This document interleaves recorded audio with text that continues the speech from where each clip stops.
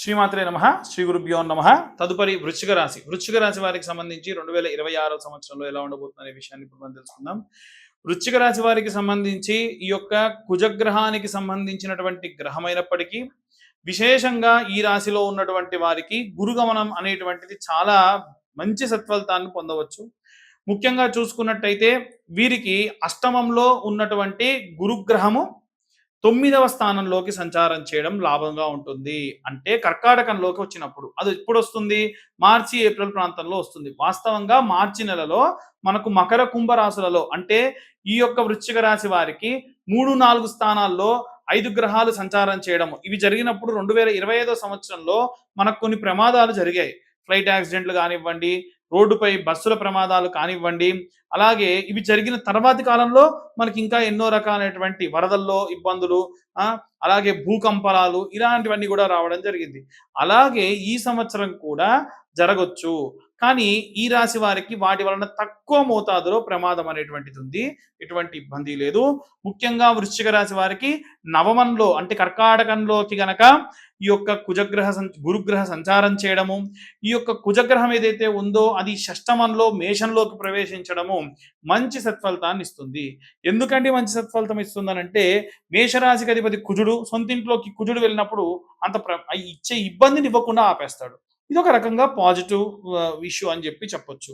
అయితే ఇక్కడ అన్నిటికంటే మనం ఆలోచించాల్సినటువంటి విషయం ఏమిటంటే పంచమంలో శని చండాలంలో ఉండడము, లేదా ఆ యొక్క యోగించేటువంటి వాళ్ళకి యోగించకుండా, ఇప్పుడు సింహరాశి వారికి అష్టమ శని, కానీ గ్రహ సంచారాల్లో భాగంగా అక్కడికి వచ్చినటువంటి సూర్యుడు ఈ యొక్క స్వస్థతని తగ్గించేస్తాడు.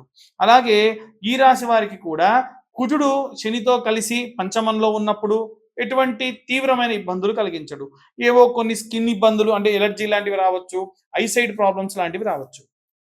చతుర్థంలో రాహువు, ఇక్కడ చతుర్థంలో రాహువు ఇంట్లో ఉన్న తల్లికి కానీ తండ్రికి కానీ ఆరోగ్యానికి సంబంధించి ఆందోళన పెట్టడం లాంటివి మాత్రం రెగ్యులర్గా గతంలో మీరు చూసినవే. మళ్ళీ చాలా మంది ఏం చేస్తారంటే ఇదిగో పులి అదిగో తోక, లేదా పులి మేక కథలు ఉంటాయి కదా, అలా నిజంగా ప్రాబ్లం వచ్చినప్పుడు వీళ్ళు అశ్రద్ధ చేయడం, దానివల్ల మనుషుల్ని కోల్పోవడం కూడా ఈ 4వ స్థానంలో పాపగ్రహ సంచారం వల్లే జరుగుతుంది. కాబట్టి ఎన్నిసార్లు వాళ్ళు మిమ్మల్ని మీ తల్లిదండ్రులు కానీ లేదా మీ ఇంట్లో పెద్దవాళ్ళు ఇబ్బంది పెట్టినా మళ్ళీ వాళ్ళ కోసం వెళ్ళడం తప్ప మనం ఇంకేమీ చేయలేమండి. అలాగే ఈ యొక్క రాశిలో ఉన్నటువంటి వాళ్ళు రీసెంట్గా నా దగ్గరికి వచ్చి చెబుతున్నటువంటి వాళ్ళు జరగబోయే విషయాల గురించి చెప్పాను. జాతకానికి సంబంధించి 2 వచ్చారు వివాహం చేసుకోవాలి అనుకునేటువంటి వాళ్ళు. వాస్తవంగా ఇద్దరి జాతకంలో, అమ్మాయి జాతకంలో ఇబ్బంది ఉంది. నేనేం చేయాలి? నా డ్యూటీ నేను చేయాలి. ఓపెన్గా ఉన్న విషయం చెప్పాను. ఇప్పుడు ఏమంటారు? ఆల్మోస్ట్ అయిపోయిందండి, ఇప్పుడు ఏం చేయాలి అని చెప్పారు. ఒకటే చెప్పాను, దోష నివారణ పూజ చేసుకోండి, తర్వాతకి వివాహం చేసుకోండి, లేకుంటే మాత్రం అబ్బాయికి కూడా ఇబ్బంది గండమే అని చెప్పాను. సో ఇలాంటి కేసెస్ ఎన్ని ఉంటున్నాయంటే వాళ్ళు ఆఖరి క్షణంలో ఎవరినైనా సరే ఈ యొక్క జ్యోతిష్యులని పూజారులని కలవడము, వాళ్ళు ఏదన్నా చెప్పడము, అలాగే నెగ్లెక్ట్ చేస్తూ వివాహం చేసుకోవడం కూడా చేస్తూ ఉన్నారు. ఎట్టి పరిస్థితుల్లో వివాహం కంటే ముందే నిజంగా మీరు వివాహం చేసుకోవాలి, లేదు అఫీషియల్గా అరేంజ్డ్ మ్యారేజే చేసుకుంటున్నారు, చేసుకోండి, వద్దని ఎవరు చెప్పరు. ఒకవేళ మీరు ఇష్టపడ్డ వ్యక్తికి జాతకంలో కలత్ర దోషం ఉంది, కుజ దోషం ఉంది, రాహుకేతుల దోషం ఉంది, ఏమవుతుంది? ఒక చిన్న పూజ, ఒక రోజు జరిగేటువంటి పూజాది క్రతువు చేసుకుంటే సరిపోతుందిగా.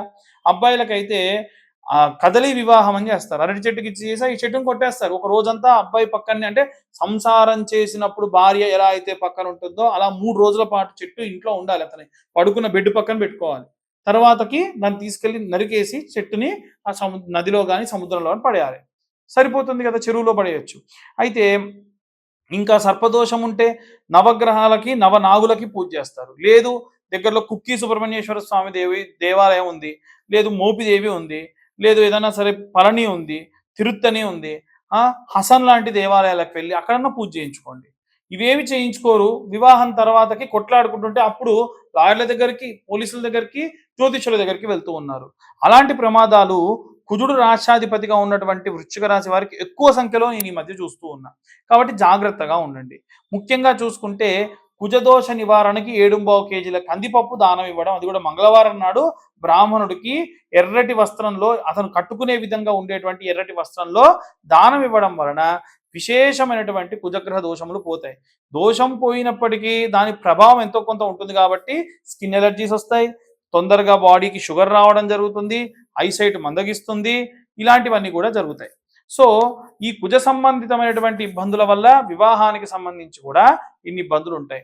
ఓవరాల్గా ఈ రాశి వాళ్ళు, వృశ్చిక రాశి వాళ్ళు ఈ సంవత్సరంలో ఎప్పుడైతే సుబ్రహ్మణ్య షష్ఠి వస్తుందో, అలాగే ఎక్కడైతే ఈ యొక్క సంకటహర చవితి హోమాలు ఉంటాయో ఆ హోమాలలో పాల్గొనండి.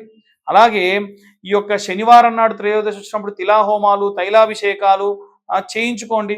ప్రతి శనివారం కూడా స్వామివారికి నువ్వుల నూనె పోసి, నువ్వుల నూనెతో దీపం పెట్టి, నల్లటి ఒత్తులు వేసి వెలిగించండి. నిత్యము కూడా వీలైతే మీకు పక్కనే దేవాలయం ఉంటే 21 ప్రదక్షిణాలు నవగ్రహాలకి, అలాగే 6 ప్రదక్షిణాలు అదే నవగ్రహాలకి చేయడము. దీని వలన కూడా నవగ్రహ సంబంధితమైనటువంటి దోషములు పోతాయి. గత నెలలో మనం పెట్టినటువంటి అంటే డిసెంబర్ మాస ఫలితాలు మనం చెప్పినప్పుడు దాంట్లో విశేషంగా మనము ఈ నవగ్రహాలకు ఎలా రెమెడీస్ చేసుకోవాలో కూడా ఆఖరిలో చెప్తూ ఉంటాం. అలాంటివి ఏమైనా ఉంటే చేయండి. ఇలాంటివి చేయడం వల్ల ఈ సంవత్సరంలో చాలా వరకు మీకున్నటువంటి జాతక గ్రహస్థితుల నక్షత్ర దోషములన్నీ కూడా పోతాయి. ఇవన్నీ కూడా మనం గోచార రీత్యా చెబుతున్నటువంటి విషయములు మాత్రమే. ఎవరైనా డీటెయిల్డ్గా జాతకం కావాలనుకుంటే మీ పేరు, మీ date of birth, time, place కింద ఉన్న నెంబర్కి వాట్సాప్ చేయండి. 16 భావచక్రములతో 70-80 పేజీల్లో జాతకం అంతా కూడా విశ్లేషణగా మీ దాకా అందించడము, అలాగే దాని గురించి డీటెయిల్గా మాట్లాడడము, ఇవన్నీ కూడా జరుగుతాయి. దానికి కాను 2511 రూపాయలు ఛార్జ్ చేయడం జరుగుతుంది. ఒక రోజంతా పట్టేటువంటి సమయం కాబట్టి మా వంతు ఎఫర్ట్స్ మేము పెడతాం కాబట్టి ఆ యొక్క ధనం కూడా ఆడడం జరుగుతుంది. సర్వే జన సుఖినో భవంతు. స్వస్తి.